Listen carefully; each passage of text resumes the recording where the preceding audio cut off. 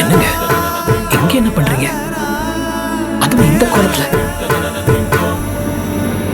மண்டபத்துல இருந்து கோவமா கிளம்பிட்டேன். ஆனா எங்க போறதுன்னு தெரியல. அதான் இங்க வந்து உட்காந்துட்டேன். உலகத்துக்கே நீதி சொல்றவ இவதான்.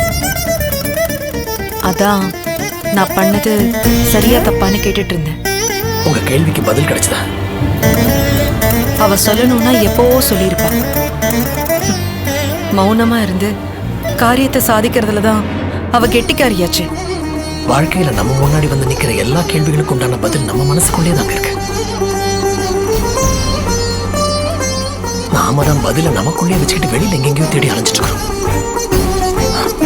சரிங்க, நீங்க முதல்ல வீட்டுக்கு போங்க. போகாம கண்டிப்பா இங்கேயே இருக்க முடியாது, போகணும். என் துக்கத்துல மந்திரமூர்த்தி ஐயாவை பத்தி கேட்க மறந்துட்டேன். ஐயா தான் நம்மளை விட்டு போயிட்டாருங்களே. இனி அவரை பத்தி பேசுறதுக்கு என்ன இருக்கு? இந்த பூமிக்கு பாரமா இருக்க கூடாதுன்னு எல்லா பாரத்தையும் தூக்கி என் மேல வச்சுட்டு போயிட்டாரு. எத்தனையோ உயிரை காப்பாத்தினவர். இன்னும் கொஞ்ச காலம் அவர் வாழ்ந்திருக்கலாம். போய் சேர்ந்துட்டார். அவரோட இறுதி சடங்க மரியாதை பண்ற பாக்கியம் எனக்கு கிடைக்காம போயிடுச்சு. அப்படிலாம் நினைக்காதீங்க. அவர் உயிரோட இல்லைனாலும் அவருடைய ஆன்மா உங்களை வாழ்த்திக்கிட்டே தான் இருக்கும். உங்க மேல அவருக்கு ரொம்ப பாசம். நீங்க நல்லபடியா வாழணும்னு ஆசைப்பட்டாரு.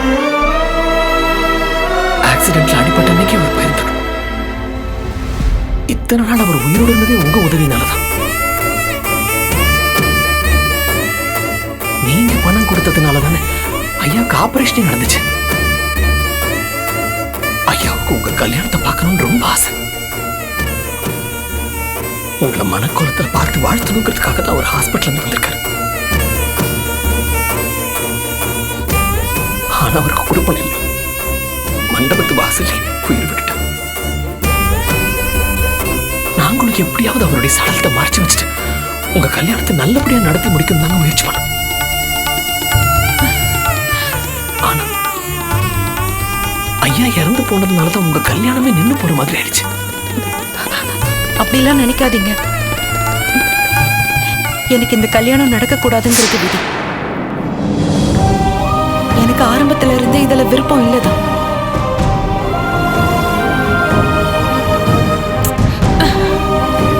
என்ன அவர் இறந்து அது நின்னதுல பெரிய வருத்தம்.